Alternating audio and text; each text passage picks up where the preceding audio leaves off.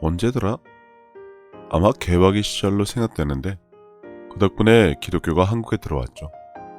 그래서 그런지 어떤 목사는 한국교회는 그때로 돌아가야 한다고 하는데 리셋 증후군도 아니고 지금 하는 목회가 얼마나 개판이면 그런 말이 날까 싶지만 그러면 뭐가 달라질 것이라 생각하는 것 자체가 목사라니 안타깝네요.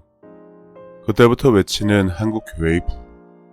일단 부흥이란 말 자체가 쇠였던 것이 다시 일어나는 것을 말하는 것이라 지금 한국교회의 꼬라지가 그만큼 엉망이라는 말이겠죠. 신학교만 나왔지 사회 경험도 없고 조직이나 단체 생활도 못해봐서 센스의 아이디어라고는 쥐뿔도 없으니 여태 단지 배운 게 도둑질이라 그 머리들로는 되도 않은 교회 프로그램 짜서 기도회, 부흥회, 찬양집회, 전도대회 해봐야 아무런 성과가 없으니 때려치우고 싶은 마음에 처음부터 세주받하고 싶었나 봅니다. 차라리 그냥 목회를 접는 것도 생각해봤어야 하는데 뭐 용포를 빼는 재주가 있는 것도 아니고 암담했을 겁니다. 그나저나 교회의 부흥이라 당연히 성도가 차고 넘치는 것을 원할 텐데 당연히 그래야 헌금 수입도 늘어나 집기라도 제대로 갖추고 그러다 차고 넘치면 교회 건축도 해볼 만하니 그래서 그토록 열심을 내었는데 고작 기도하고 바라는 것이 교회의 부흥이라 적잖게 실망입니다.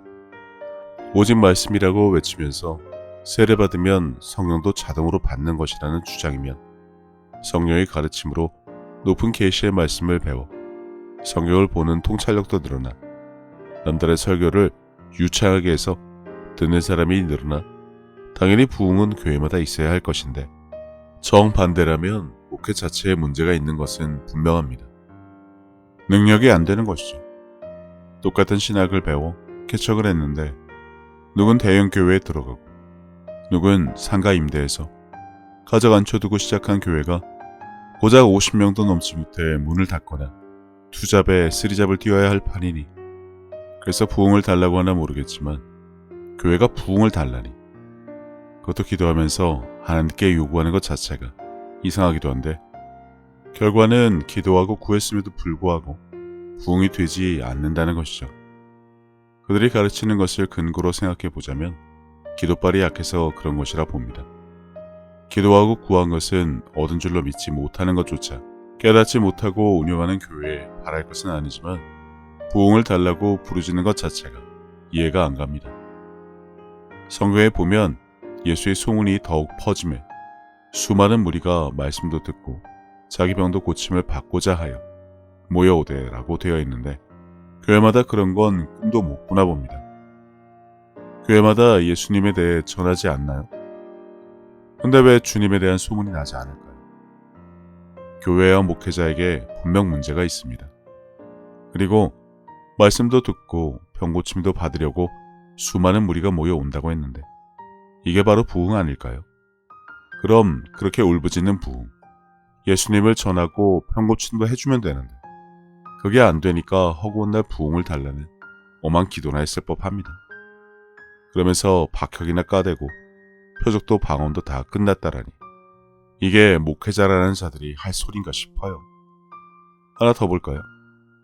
많은 사람에게 붙었던 더러운 귀신들이 크게 소리를 지르며 나가고 또 많은 중풍병자와 못 걷는 사람이 나으니 그 성에 큰 기쁨이 있더라고 했습니다.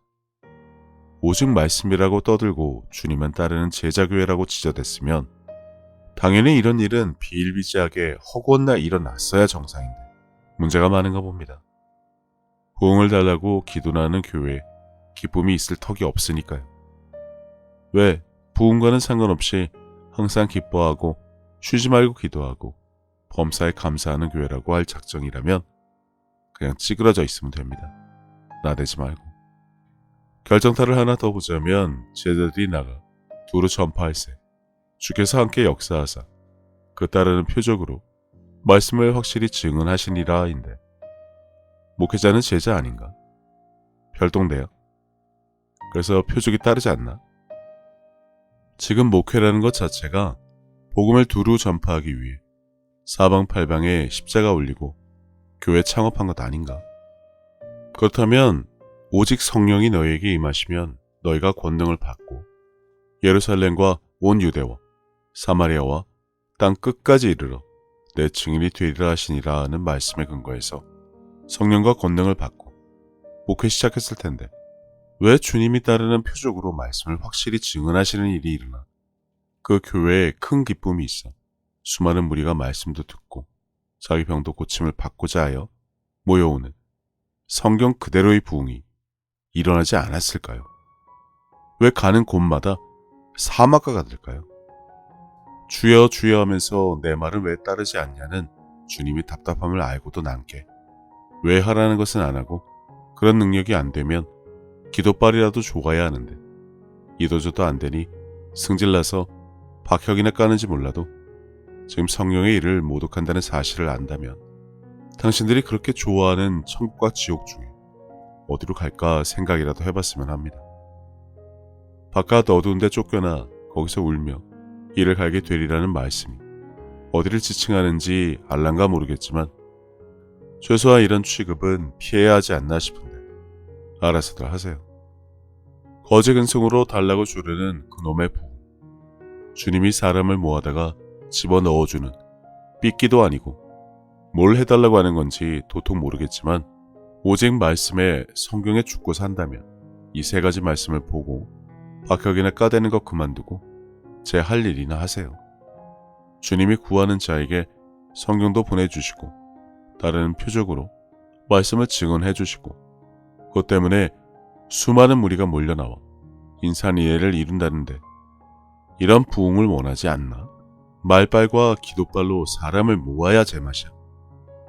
누군 다 내려놓고 표적에 따라 때 아닌 교회의 부흥으로 신바람이 나는데 누군 아직도 강대상에 방석 하나 깔아놓고 부흥을 달라고 부르짖고 있는데 내가 엘리야는 아니지만 주님이 주무시는지 외출 중이신지 모르니 더 매달려 보던가. 밥은 먹고 그러는지 몰라도 엄한 짓에는 약도 없으니 아무튼 알아서들 하세요.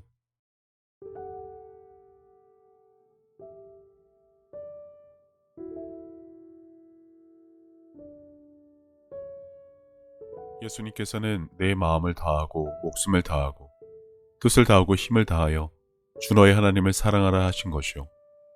둘째는 이것이니 내 이웃을 내 자신과 같이 사랑하나 보다 더 큰 계명은 없다고 하셨습니다. 생각해보면 믿는 사람들은 이미 하나님께 받은 것이 너무나 많은 것을 아는 자들입니다. 예수님을 통해 죄사함과 구원을 받은 것부터 시작해서 살아 숨을 쉴 수 있는 공기와 바람, 맑고 푸른 하늘과 마실 물, 그리고 땅과 그 위와 아래의 많은 것들, 이미 오래전부터 내 주변에 있어 왔으니 당연한 것으로 여기며 우리는 여전히 값없이 공짜로 받아 그것들이 감사함을 잊고 살기는 했지만 그런 것 말고도 하나님으로부터 받은 사랑과 평안에 대해 생각하자면 끝이 없습니다.